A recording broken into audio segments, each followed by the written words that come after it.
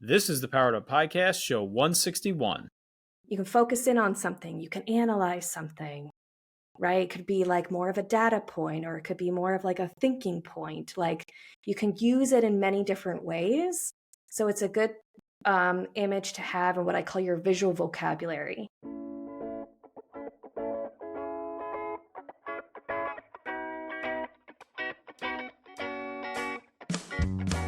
Welcome to a real-world education with insight and advice from teachers in the game, where current and former educators reveal what truly sets apart the great teachers and what it takes to make a positive impact on students. Whether you're in pre-service learning, new to the game, or a seasoned veteran, this is the show for you. You'll leave feeling inspired to take action because we are powering education by empowering you.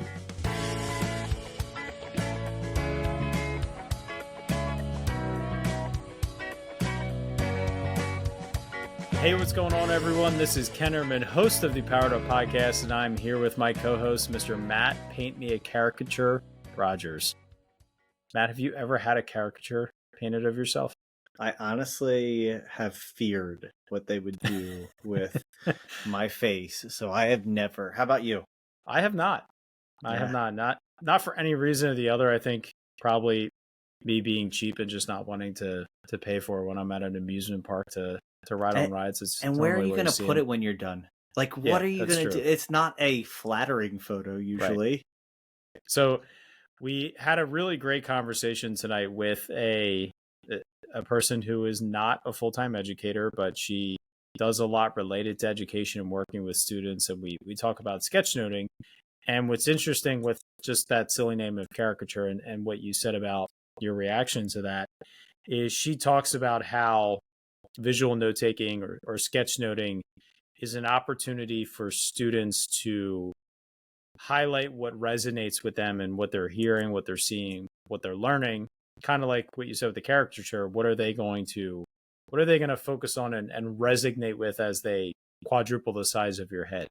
Yeah, absolutely. I actually found the conversation really appropriate for what's going on in my classroom.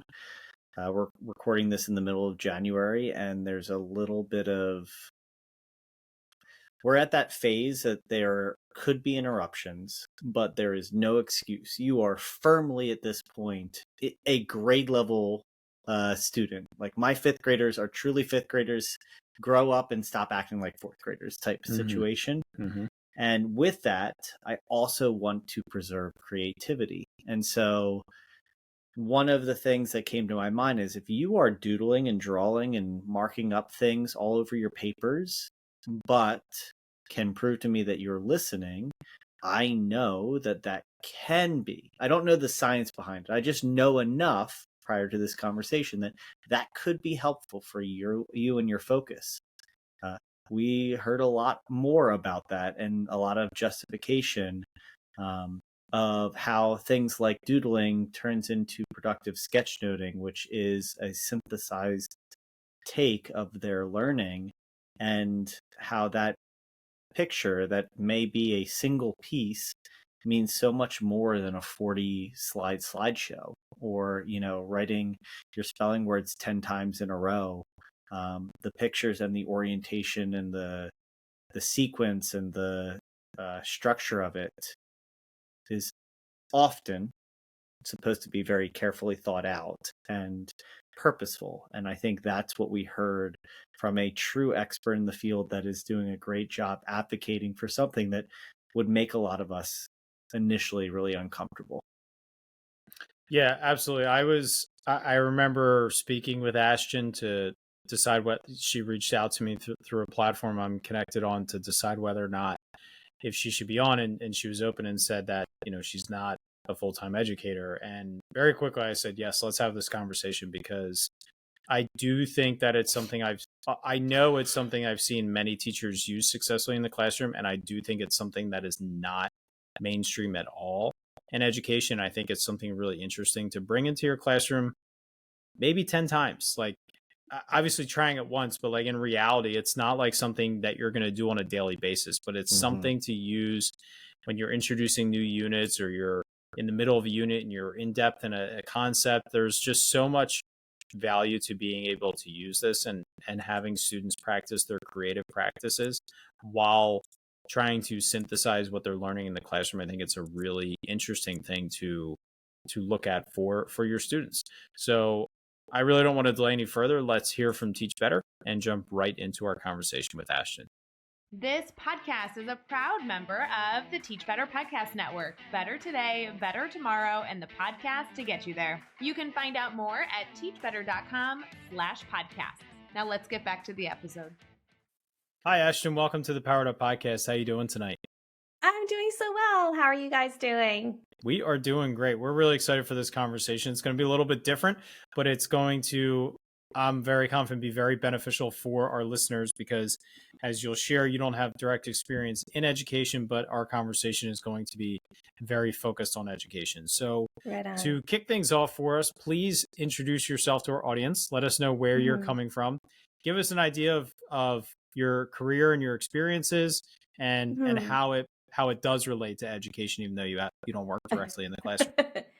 Absolutely. Yeah. So my name is Ashton Rodenhiser. I live in an old farmhouse, 100-year-old farmhouse in the middle of nowhere, Eastern Canada.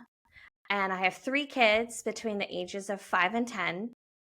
And I have been a professional live illustrator for about 10 years. Before that, my original career, my first career was actually early childhood education. And I entered that field. I took education around that because I just wanted to be a mother at some point. So that's how I ended up there. I figured it was a transferable skill. I really loved working with kids under the age of 5. I started working at a family center and I was introduced into the world of facilitation.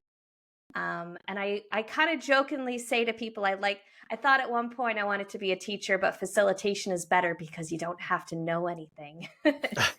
So, but I really fell in love with group process and creating safe spaces for people to hear their own ideas. And then that's how I learned about graphic facilitation. And that's a very high overview of my whole life.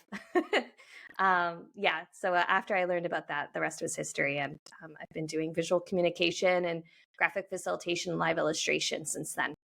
Okay. So there's a lot I want to ask you about, but can you define a little bit further what you mean by facilitation and kind of what that looks like? Yeah. So for a number of years before I moved into graphic facilitation, it's really about there's a group of people that come together for a common goal. Whatever that goal is, it's maybe trying to figure out the strategic direction for their organization. Or when I worked at the family center, it was parents coming together over a particular parenting issue that they were all trying to deal with. And as a facilitator, you hear what people are saying, you connect people and their ideas and ask questions, right? So when they leave that day or after the strategic thing is done or whatever it is they're trying to work through, they feel heard, they feel valued, they feel like a contributing member to that conversation, and that they hear their own wisdom. And that wasn't necessarily that someone was telling them how to solve their problem. It's leaning in on their own strengths and their own wisdom and being able to hear other people's lived experiences and be able to see how that reflects in their own life or in the organization and how everyone can contribute to some sort of common goal or a greater good. Very interesting. And so, so transition that right into graphic facilitation. How does that pair and how is it different? Yeah. So, I really just learned about it because someone told me that it existed and I had no idea what it was. And I attended a 1-day workshop and I was totally hooked. My love for facilitation and my love for all things creative just kind of came together as this beautiful, coming together of those two worlds for me.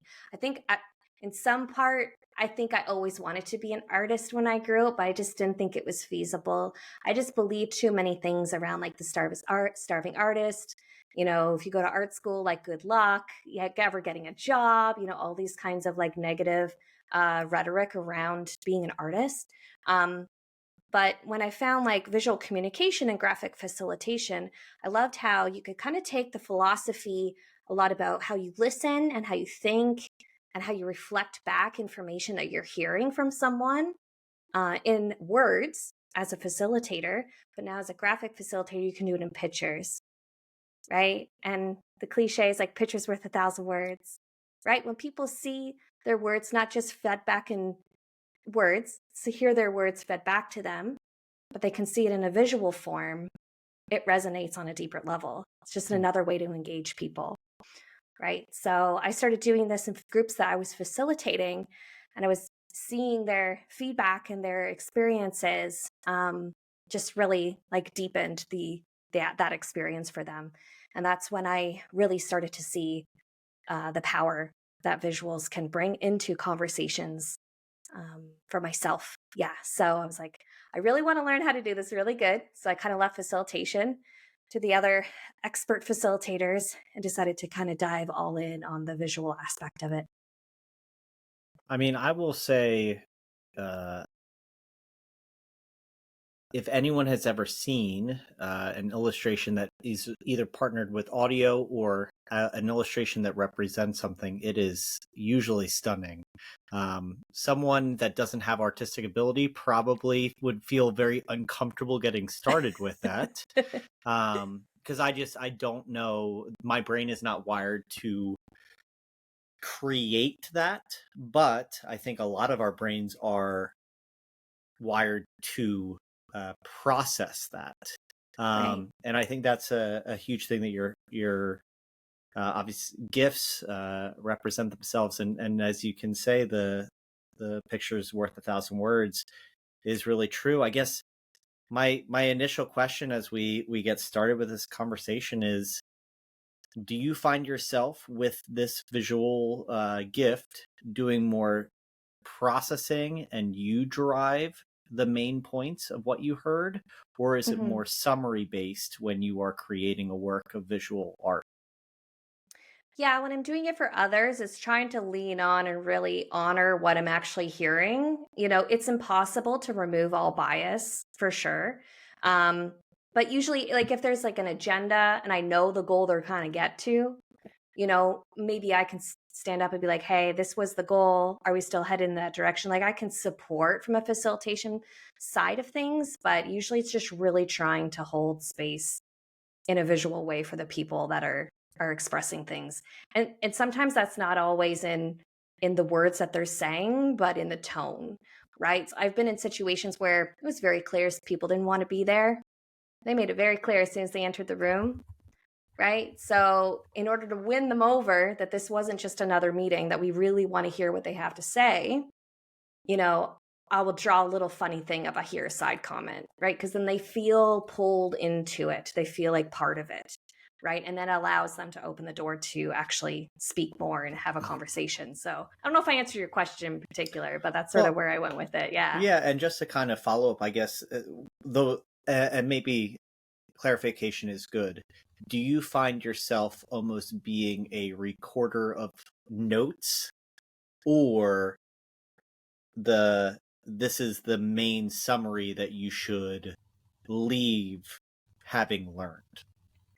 Yeah, I definitely lean into synthesizing information, right? So it's definitely different than just like straight, like, oh, I hear something, I'm going to draw right words, draw right words. There might be places where that is the case. If it's like I work in a lot of tech spaces. Sometimes that's just when someone's like, oh, Yeah. coding, I'm like, Yeah. okay, I'm going to have to go line for line. Yeah, Like, I absolutely. do not like demos for that reason in coding. Like, love my coding friends. They're awesome, but it's doing demonstrations and stuff like that a little bit more challenging. But what I'm listening for is like overarching themes. So someone might not necessarily say like, oh, this is the overarching theme, but over the course of a day, if everybody mentioned the same thing at a different point, then I can listen all those things and bring it together. So sometimes you don't even necessarily see what those overarching themes might be until they're all collated together, even though they might have been said throughout the day. Sometimes those things then come apparent where they might not have been apparent when they were weaved throughout the whole day, right? So there's like a synthesization of information that happens, but it's not necessarily like straight recording, like you said this and you said this, because I'm like looking for connections. And then when people said something and then an hour or 15 minutes later, someone says something else, then I can include it into a bigger vision there or something, you know what I mean? So it's kind of about helping connect the dots as well and bring out those things. That makes sense. Yeah, and you're definitely not a stenographer by any means. Take it, here are the exact words, but I think that is to pull the end of that product has got to be pretty powerful for the clients that you're obviously doing it for, the people that you're doing it for.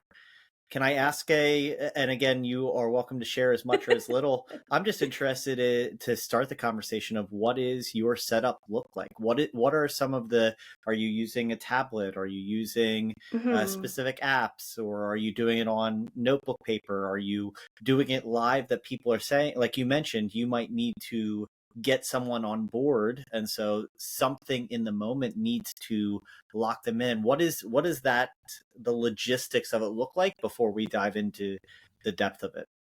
Yeah, so yes, all of the above. Okay. Basically everything you said I've used at some point. So there's sort of a bit of a pre-COVID, post-COVID life. Pre-COVID, 100% paper. All paper all the time. And my big fancy markers. And so if I was in a room with someone, usually it's very large, at least 4 feet, 3.5 feet wide, 8 feet long, 10 feet long, 16, who knows how long it's going to be, depending on if it's an hour, if it's 3 days.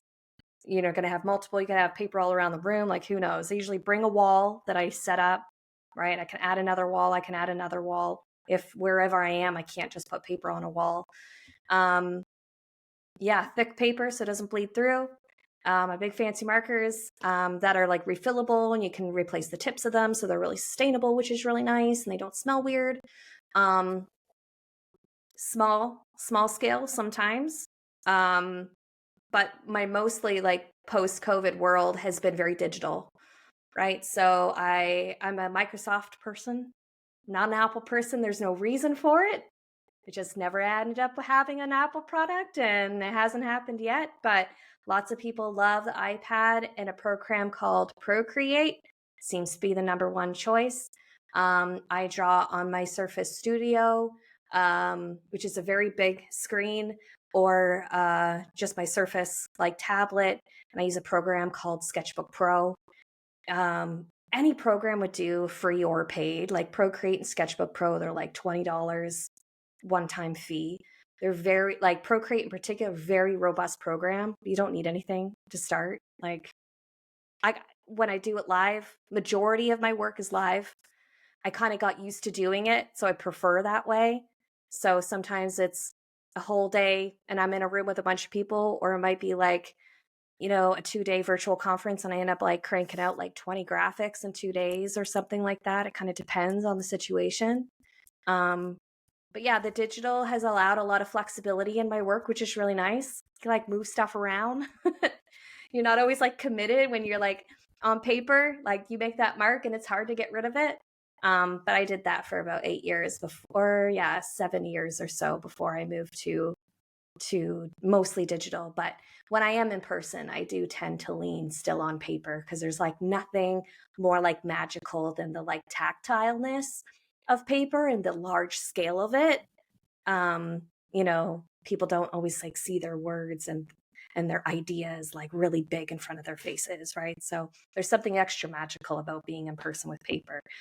But yeah, all of the above. Sometimes I have a document camera, I'll plug in and I'll draw like maybe on a Zoom call, so it'll be more small scale. So I kind of can do anything, really. Small, large, digital, not digital, kind of done it all. And maybe we'll save this for later towards the end. I would love if you had or shared any examples of things you've created, or, inspirations you have, just so, it's really hard to explain this on a podcast, obviously, what you're doing, but you're doing a great job so far. Ken, I just want to make one comment, then I'll lean into you to take the next question, but I had an experience where I spoke at ISTE, which is a international technology conference. It's a large one for like the tech instructional ed side of things. And I had the chance to present with our good buddy Ryan Anthony.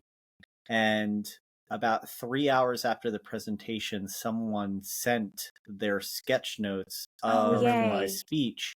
Awesome. And I will tell you that it was like single-handedly the most joyful thing that I've ever received as an educator doing this in addition to teaching. Obviously, working with kids is very cool.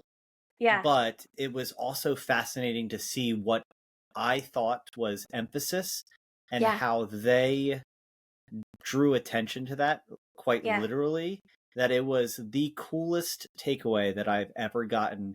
And that's the amazing. fact that someone could think and do it so fluidly in the moment was stunning. Ken, have you had any experience like that? I know you've had plenty of chances to speak.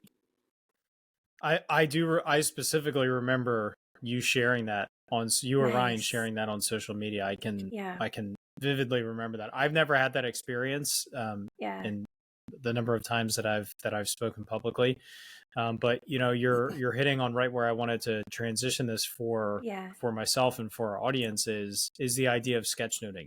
It's something that I've seen presented. I've talked to some teachers about, but I know you have a passion for that as well, Ashton. So I'd love for you to maybe define sketchnoting for us and how you see it applying for students, and then pivot from there, or Matt and I can jump in and ask more questions. Yeah, absolutely. So sketchnoting as a term was coined by a guy named Mike Rohde, and he put out the Sketchnote handbook about 11 years ago. And that term just kind of caught on a little bit. I actually really love the term visual note taking as a way to describe it as well. And it takes a lot of like the similar skill set that I would use like as a professional doing it for someone else, but instead of listening for someone else, you're listening for yourself. And sketchnoting is usually more on a smaller scale, like in a notebook or a small piece of paper or something like that.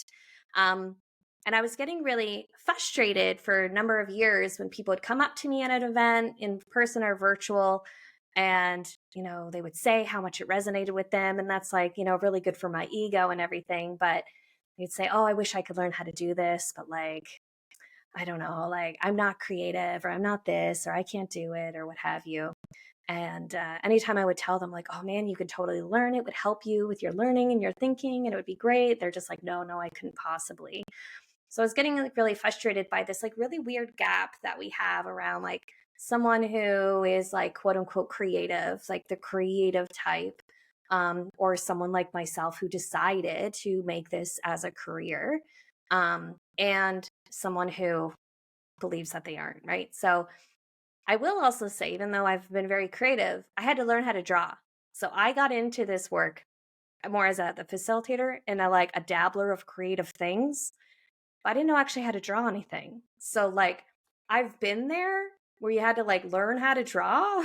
So when people would say to me like, I can't draw, I'm like, well, I know it looks really nice now, but that's like 10 years in of like literally doing this every day. Like it better be good. If it's not, there's a big problem, right? So, you know, so it make me so frustrated when people say like they can't draw. I'm like, well, I actually couldn't draw either, right? So it's like this weird gap, right? So yeah, I'm definitely passionate about like how can we, you know, transition this skill set into the hands of people to benefit from it, even if they feel like they're not creative, or even if they don't know how to draw, because the gap isn't as wide as everybody think it is. And most people only believe they're not creative for a reason outside of themselves. They had an experience that told them they weren't creative, or they had a mantra in their family, we're not the creative type family, right? Like that's what I tend to encounter with a lot of people when I come up against that sort of like, oh, I can't draw kind of thing. You know, and it's not going to be for everybody, but I love to be able to present it as an option for people who would resonate with it, you know, and they can use it for their own learning, to break down complexity and like just have fun while taking notes. Like that's kind of important too, Mm-hmm. right? So yeah, I'll stop there for now. So if I'm going to try to do this with my students as a teacher, I'm going to try to do it myself first. So let's just say I'm going to jump on the YouTube. I'm going to find a 10, 15, 20, 30-minute TED Talk related to some sort of educational concept, or I'm in a graduate class and I'm listening to a lecture. Where do I start? Where do I start on the page? What do I draw first? How do I practice the art of sketchnoting aside from the quality of the illustrations, but just the process of using it to accomplish what you've shared?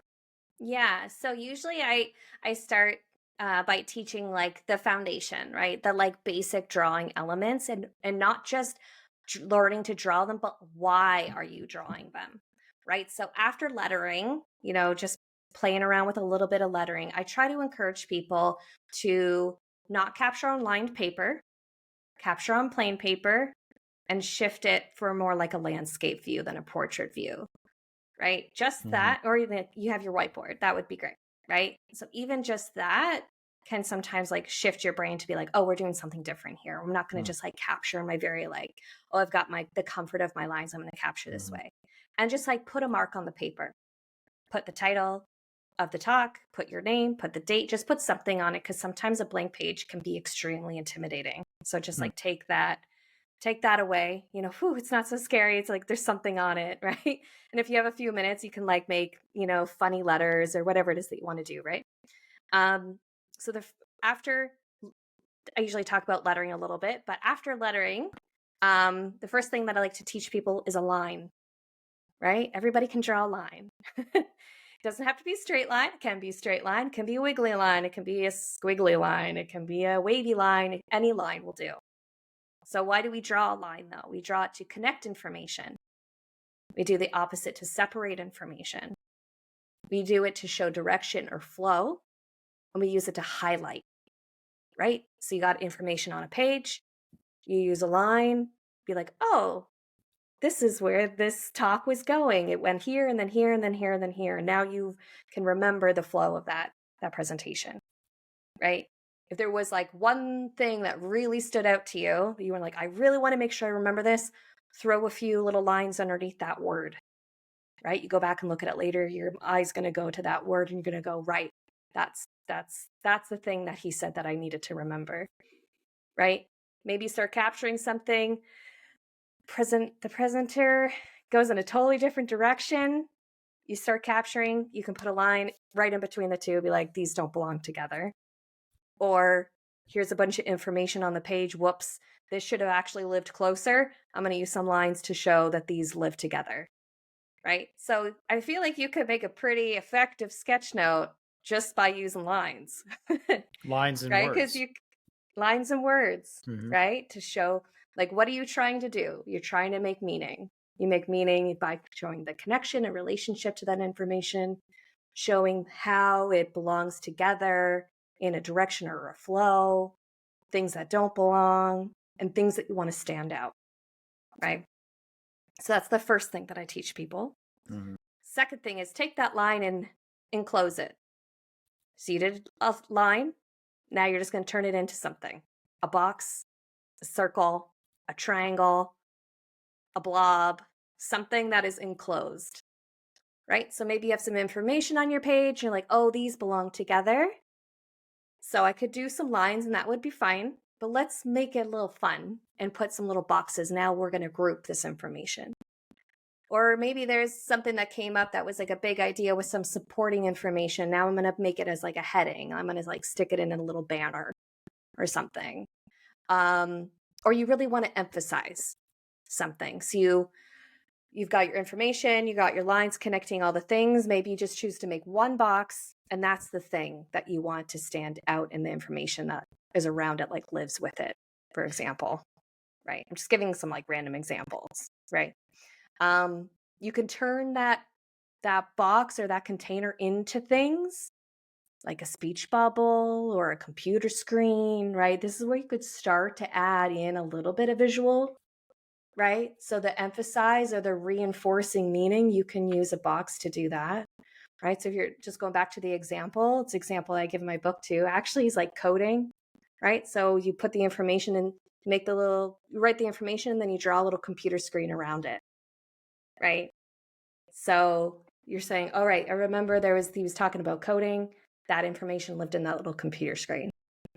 So the second thing I teach people, just taking a line and then closing it as a container. Should I keep going? Yeah, please. Okay. Next thing we do, we take a circle, you take a square, and you take a line.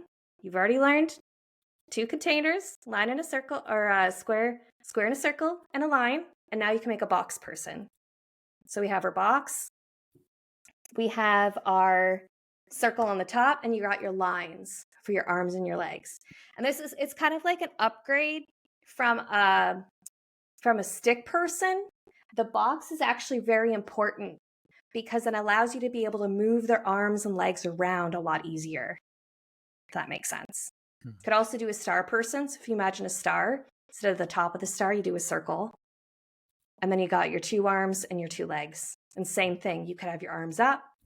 Mine are always usually up because they're like excited about life, right? They're like, woo, arms up over there.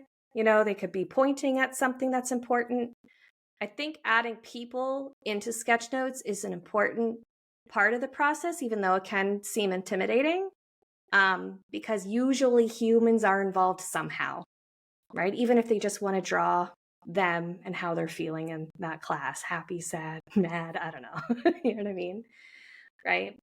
A lot of times people are involved in these conversations. So we want to include them into them, right? And this is when we start to overlap things, right? Maybe the person is saying something and it's in a speech bubble, right? So we just combined circle, square, and a line to do lots of things, right?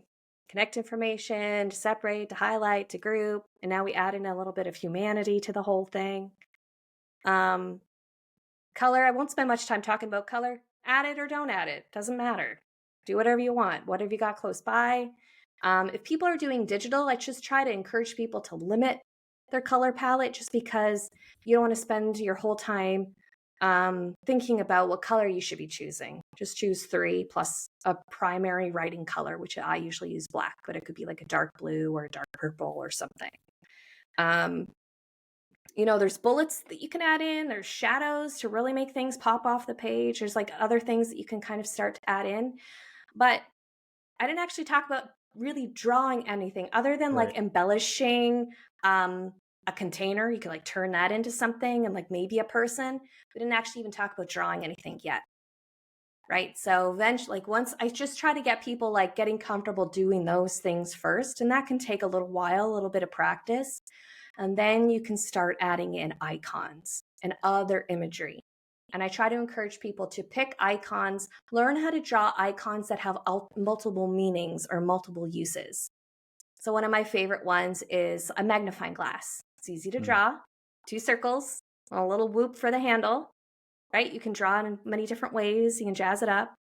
You can focus in on something. You can analyze something. Right? It could be more of a data point, or it could be more of a thinking point. You can use it in many different ways. So it's a good image to have in what I call your visual vocabulary, right? So you're building your visual vocabulary while you're getting these lines and squares and containers and people, playing around with color a little bit. And then you're starting to add in more of your visual vocabulary with icons and things like that. That's when you can start to overlap and really go a little bit more wild with it. But really at its core, you can keep it as you don't even have to introduce icons for a while or not at all, really. I find kids like to draw little characters and little things. So I find they kind of gravitate towards the icon side. Try to get those foundational pieces first before they go too wild with just wanting to draw icons. But I'm trying to debunk the myth that you have to now draw everything. Everything has to turn into a drawing. And it's not really that at all. It's really about trying to use some marks to make those connections. And then, if you want to draw fancy things, go to town, but it does not have to be about drawing anything fancy at all.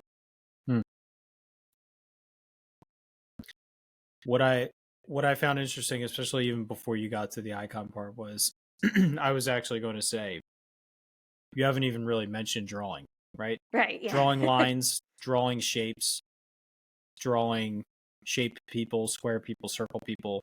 That doesn't sound overwhelming at all. And I don't Yeah. consider myself an artist really in any capacity.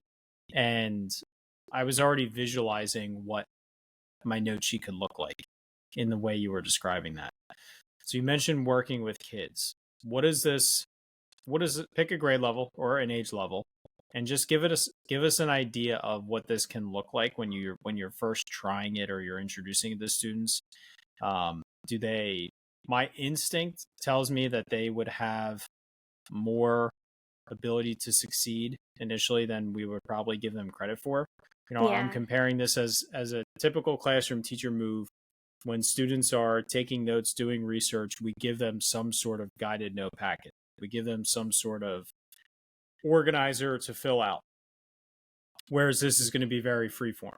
And Right. I can even think back to my time as a fifth grade teacher. There was a project where students had a criteria of information that I had defined on each of Earth's land biomes, and I did not provide them an organizer to fill out and encourage them to find a way to organize their own information.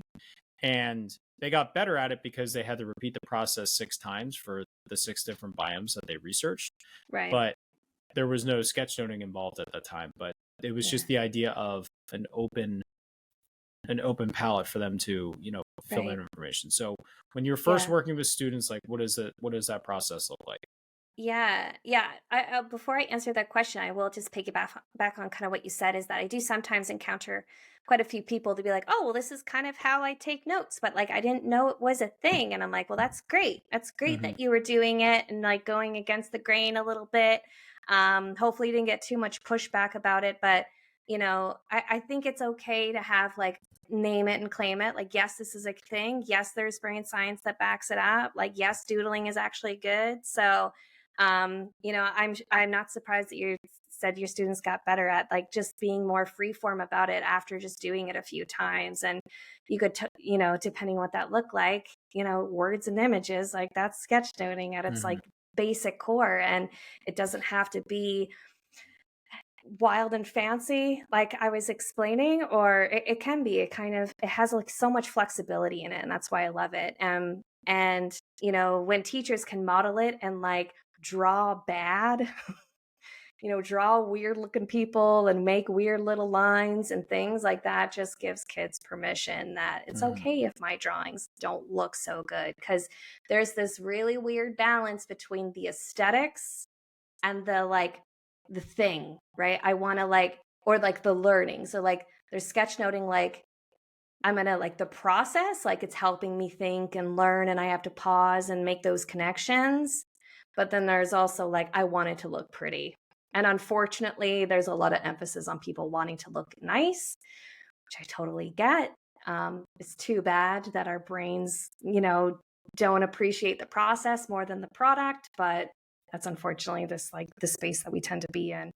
All right, answering your question is I tend to have more success with students that are around the same grade level that you mentioned, that like grade 5 level, because they're not so what I experience with my kids in the schools is they do a lot of drawing, like in primary, like as they're learning how to write, to like help them with their story, right? That's just like part of how they're doing it. And then it gets like, there's just like this big shift. Anyways, this is what I've experienced in our place, is there's just like big shift, like take out the drawings and we just want you to write words.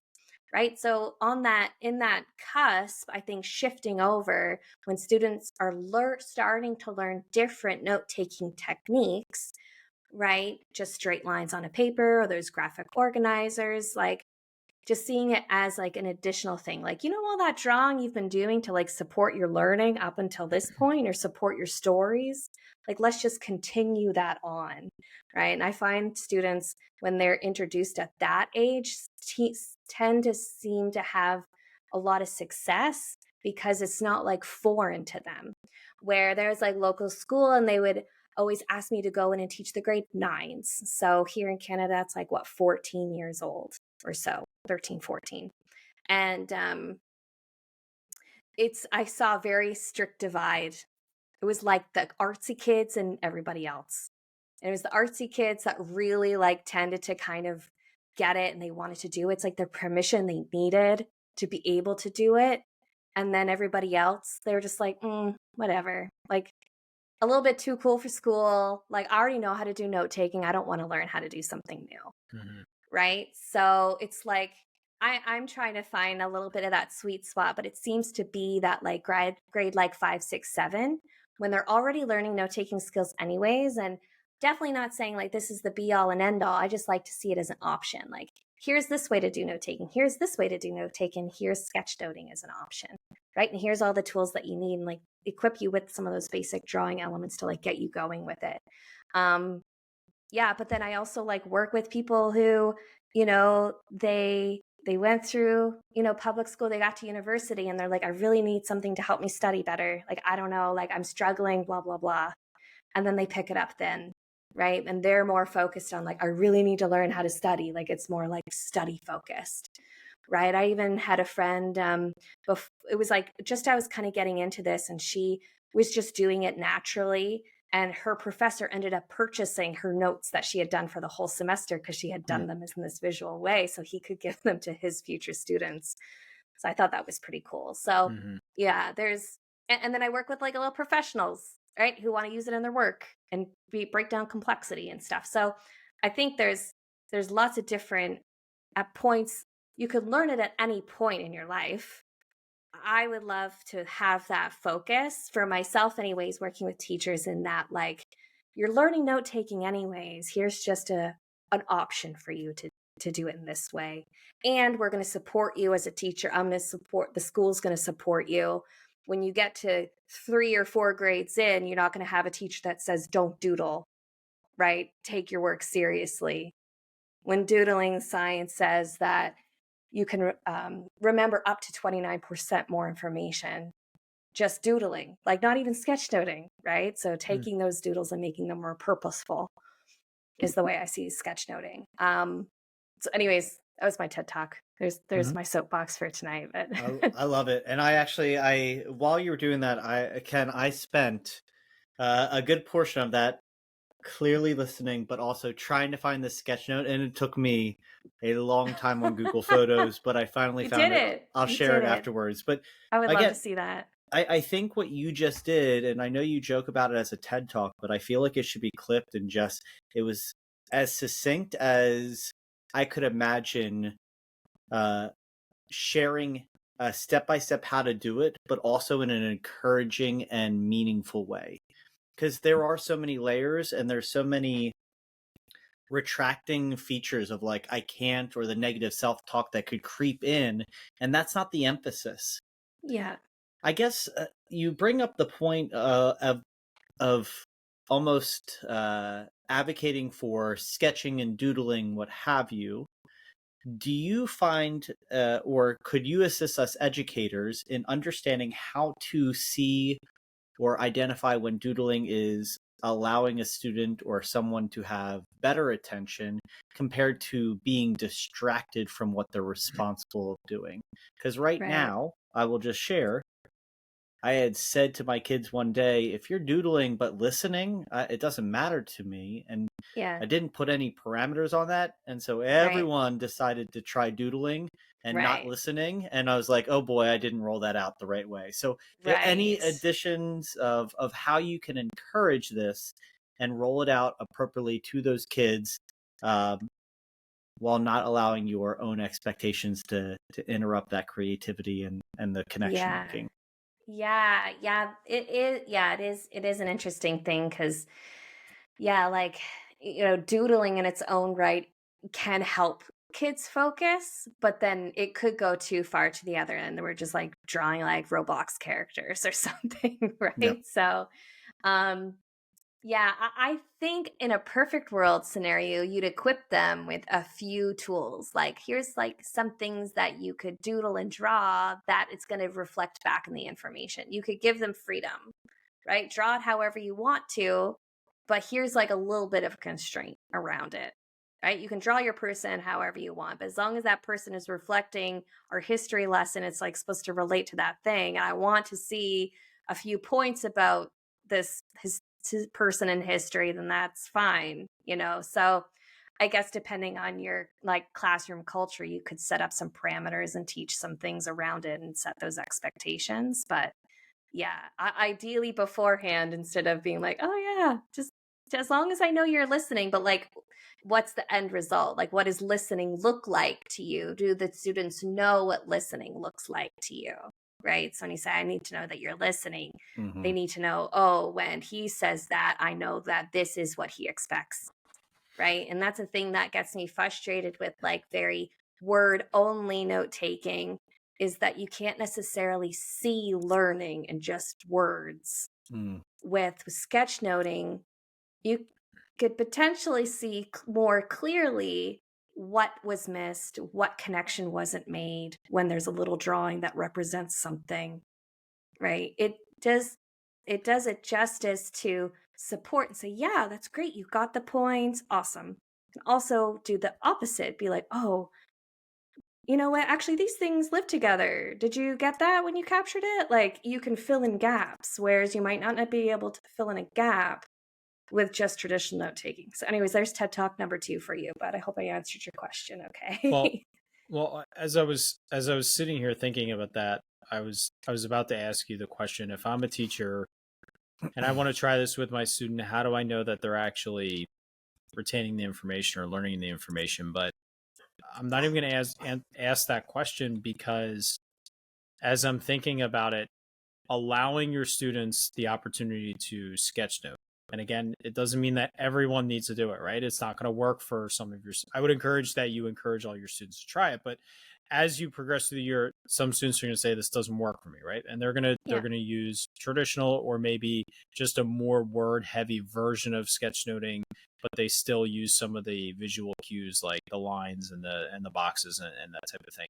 But if you are creating an environment where students are listening and trying to obtain and record information through this format, Matt, I would love to know your thoughts on this.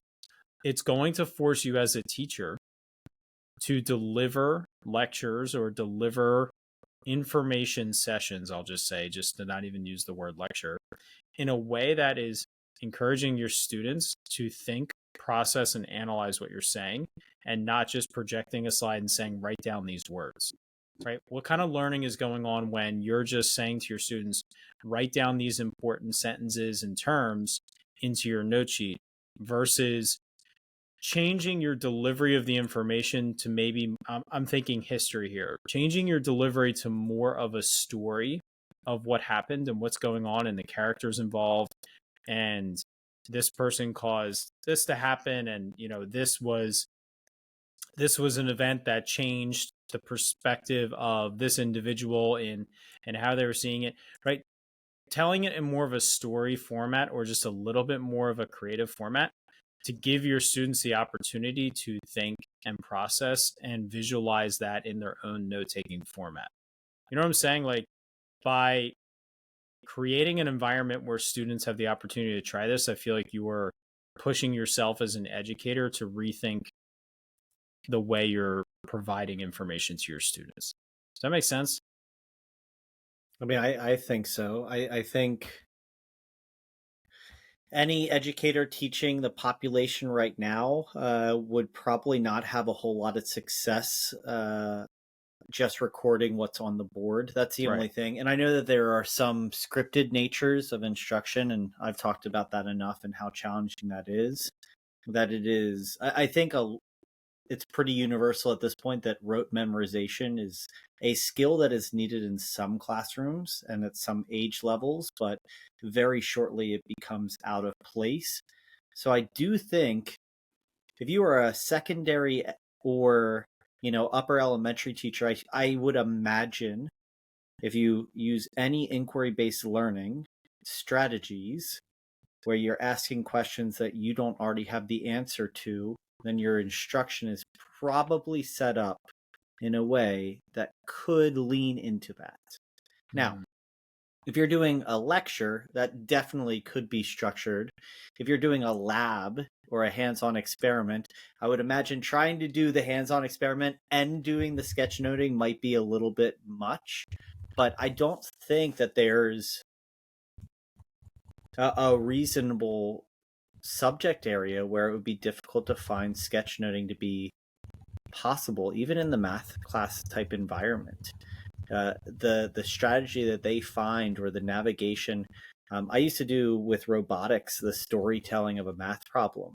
There are creative ways, and I don't want to do that for every problem I was doing, but it was the overall concept of the processes. And how many songs do we know that people created as acronyms or what have you? So it's just another attribute that I think the big key, and Ashton, as you were kind of bringing this up, and Ken, you said it as well, is how do we structure the time and opportunity for them to be creative to build it into a usable product, as opposed to a distraction or a fun way to spend your time decorating. Because you'll see a lot of productive people with very decorated papers that know a lot about what went on. And as you mentioned, I think you said 29% of people that are just sketching while they're listening. It almost allows their body, as a person with ADHD, my body loves to be moving. So if my body is moving or stimulated in some way, I can almost, my brain turn off the fact that it's moving. And that's where you see the tapping and the fidgeting, what have you. And then it allows my brain to listen. So for so many kids, that makes so much sense. But rolling that out, as we mentioned and talked about already, making sure it's going to lead into productive is a really, really important feature. Yeah, that's my TED talk right there. So I love it. I love all those things. Yeah, I do want to mention too, there's no right or wrong way to do it. Right? The live part freaks a lot of people out.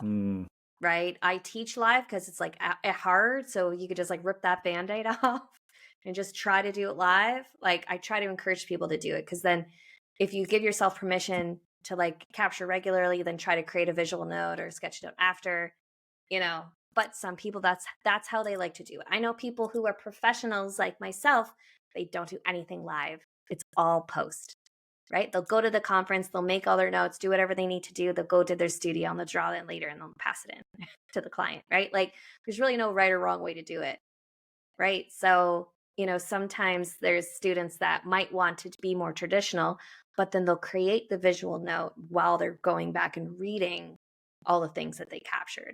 Right. There's so many different ways that you can do it. It doesn't have so if you feel like, oh, this might not be the right class for it or what have you, students are equipped with those skills that you taught them, that they can go and create one later if they wanted to, or whatever it is. Right. I actually just hosted World Sketchnote Day. There's January 11th. It's actually a thing, World Sketchnote Day. Very I hosted cool. a virtual event. I had 740 people register from 64 countries. So it was truly worldwide. Wow. And actually had Mike Rohde come and speak. The guy who created the term sketchnote. Was very exciting.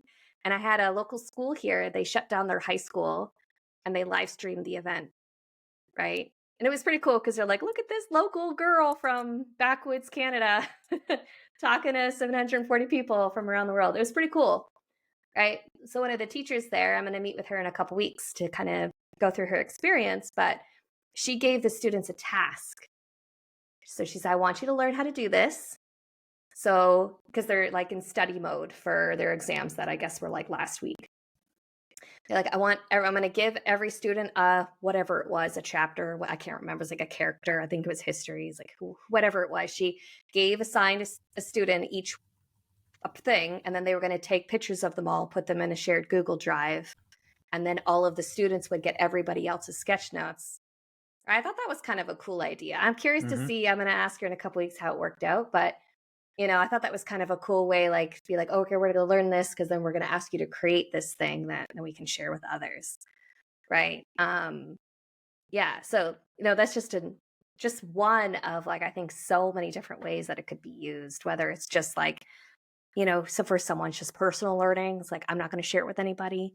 Or if it's something that like, oh, well, you can share it, because then it opens up conversations like, well, why did you capture that? What am I missing? Did I forget something? Right? Because someone might capture something different than you, which is kind of cool when you can start sharing them around. But I also try to tell people, don't worry about sharing them, because sometimes people can get a little freaked out if they know that they have to share them right away or at all or what have you. But Right. yeah, I just wanted to piggyback on that a little bit. What you said, I definitely think that's a great way to facilitate follow-up conversation in a classroom, and for them to review content. It's definitely a neat way, because, like you said, they can look at the connections that others made, or even giving them, you say you do 4 or 5 sketchnote activities throughout a unit, right? And then you collect them all, and you just pass out random ones digitally or in person, and you have the students analyze it and summarize what parts of the unit did this connect to, right? Another really powerful way for them to look at that, analyze it, and figure out how it connects to what they're doing in the classroom. So this has been a really fun conversation, Ashton. I really enjoyed it. I want to jump into our exit ticket, which are the same 4 questions we ask every guest every week. I've modified them slightly just to fit our conversation here tonight, but not too much.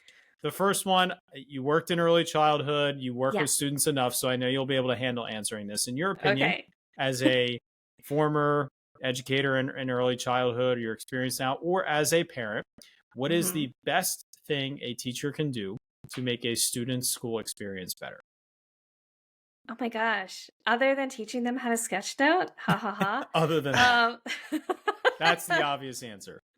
Next question. I think just like celebrate all forms of creativity. Celebrate all forms of it. Like, just because it's not the exactly way that you would do it, it's all good, right? Like, I was a teacher that squashed my creativity in grade 4, told me I was painting wrong, right? Just the smallest, tiniest comment. My little brain was like, oh, I can't do visual art. Like, that's not for me, right? Like, I think be careful. And like, it's so funny. Like, we could talk a whole hour just on creativity. It's just, there's something about creativity that people just like take to heart. It's like, I'm creative or I'm not. Right. So I'm not necessarily, you don't have to like tell everybody that their stuff's beautiful all the time. Like, you don't have to do that. But use like whatever they're working on creatively to like have a conversation with them. Right. Those are the things that I remember. Like, I did end up taking like a lot of music in school. We even had a guitar class. Like, that was pretty cool. Right. Like, those are the things that I remember the most, when my teacher like celebrated like a hard song that I learned and stuff like that. Right. So being like a cheerleader for creativity, because you never know where that's going to lead. And I think creativity is, and all the things that you learn by being creative is like when they're out of school, like those are the skill sets they're really going to need to lean in on and develop over time. Right, as they're going to the world and working and things. Like, people want creative thinkers in their organizations, right? So anyways, I'll pull back from there. But yes, anything around celebrating and supporting kids' creativity, that would make my heart so happy. What is the best piece of advice that you might have received? Could have been a colleague, a supervisor, maybe a kid that you've worked with that really stuck with you. I don't know if I can sum it into like a beautiful sentence, but anything to do around like rejection, right? Like, rejection is just going to happen. People aren't going to like you. They're not going to like your vibe, right? And that's okay. Like, you're going to submit something, right? Like, let's go use art as an example. You're going to submit something to that art show and it's not going to get accepted, right? And that's like going to hurt really bad. But persevering through rejection, like, you do become rejection proof as someone who has been constantly rejected in this very obscure kind of world that I work in. Rejection is constant. It's the persevering through it, and you will get to the other side that it doesn't hurt so much. It's almost beautiful you say that, because you find as you said earlier, hey, you may be hesitant to buy into this. Let me do this silly little note and get your buy-in. Rejection proof. I love that. You probably are able to predict what stressors we deal with as educators pretty easily. How do you find yourself overcoming moments of stress in your life and in your position? Oh my gosh. Yeah. I think I try to reconnect to like the bigger picture, right? Why am I doing this in the first place?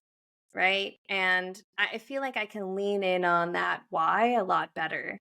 Um yeah, when I'm feeling stressed, if I lean on that why, it's like there is a reason why I'm doing this. It's not just like for fun or whatever. It's like I think this is like important work in the world, right? And I think you have to like believe in your work and what you're doing so much. Like you have to believe in yourself as an educator so much to show up every day, believe that you're making a difference. It's so easy to let stress overcome you if you don't have that bigger vision, that bigger why, and truly believe that you're doing it, even in those moments of stress. I don't know how helpful that is, but it's a bit ethereal, but Yeah, it's great. So to wrap this up for our conversation, what would be one single piece of advice you give to our teachers to try sketchnoting for the first time in their classrooms? Yeah, I think I'm going to piggyback on what I said earlier, like do it bad. Just know that it's not going to live up to your expectation. Right. I really love this idea that Lisa Condon talks in her book, Find Your Artistic Voice. She talks about the beginner gap. And the beginner gap is where your skills are now and where you want them to be. And there's a very big gap. And when you start something, you want it to match your skills, not where you are today, but where you are in the future. But you have to cross the gap and build your skill to get to the other side. So I think with many things, including sketchnoting, you do your first one, does not match your expectation that you want it to look like. You'll look at mine, oh, Ashton's 10 years in. I want it to be pretty like hers. Look how great she can do it. I want mine to look like that. It's not going to look like that. And that's why I love showing my early stuff and how awful it was. Real bad, right? And it was for a long time. And I think just knowing it's going to be bad and your people are going to look wonky and your little speech bubbles aren't going to be all beautiful with the clean lines, that's the expectation, right? Not like, oh, I want it to look all clean and beautiful and all my lines, all the information to connect nicely. I think sometimes I do organizations or groups of people disservice by making it too beautiful because then it like becomes untouchable, right? So if you go and you make it beautiful, then the students will go, well, it's not going to be as nice as Mr. or Mrs., right? So I think like you don't have to necessarily bad on purpose, but just know that there's that gap to learn and be able to tell the kids that it's like probably going to be bad and like that's more than okay. And you can show them that you're not necessarily an artist or a great drawer, but you can do it too. You know what I mean? There's a couple, I threw a couple in there for you to think about. Totally fine. And speaking of bad examples, we would love if in some way you would share some of your examples. And I don't know if you have them here. Absolutely. Yes. Well, can I do a shameless plug? Is Absolutely. that okay? Well, so the final question is, how can our audience connect with you going forward? So probably a great lead into that. Yeah, so I put together a book. I released it last year called The Beginner's Guide to Sketchnoting, and you already know like the first third of it. There's just drawings that accompany it. So the lines, and I've got little cheat sheets for different lines. But I didn't even talk lines and arrows, kind of the same thing. You can use it to do the same thing. I didn't mention arrows. But yeah, so throughout the book, I have examples on like how, so this is like using a line or an arrow to show flow. So the book I kind of did, it was a bit meta because then I used the book as an example in the book. Perfect. And then at the end of each chapter, I created like a mini sketch note of that chapter. Those are the things to think about. I didn't mention arrows, but yeah, there's a little arrow guide in there.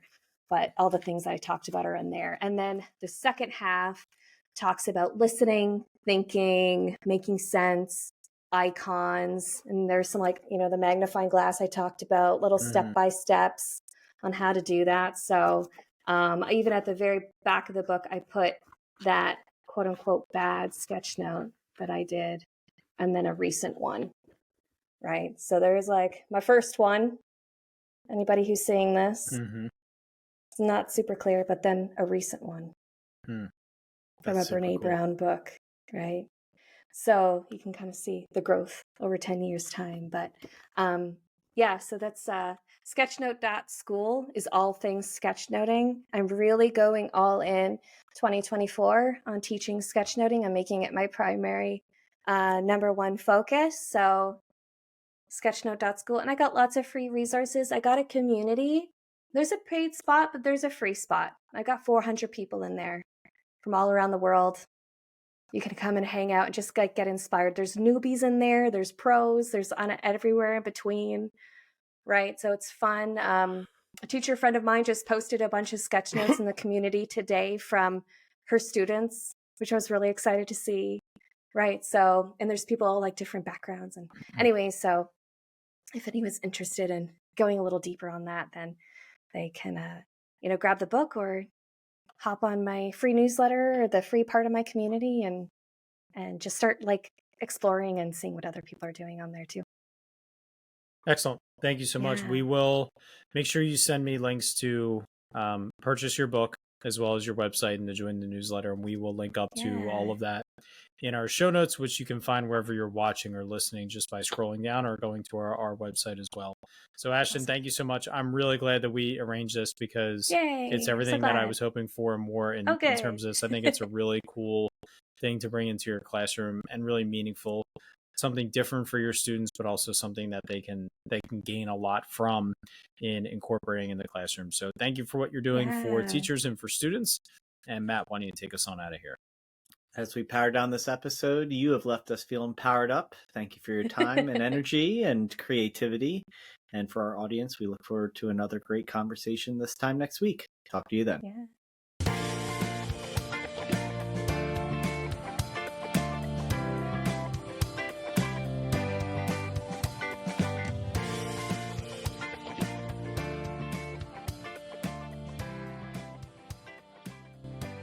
Thank you so much for listening to this podcast. If you haven't already, please subscribe on whichever platform you're listening to or watching us on YouTube. Each week, we get to talk to amazing educators who are making a positive impact on the lives of students, their colleagues, administrators, and education as a whole. It's been such a privilege every week to be able to talk to these incredible individuals, learn from them, grow with them, and better myself and all of education through these conversations. If you haven't already, please consider sharing this with a colleague, someone who can benefit and be powered up from the experience of listening to these incredible conversations. Because of Powered Up, we are powering education by empowering you.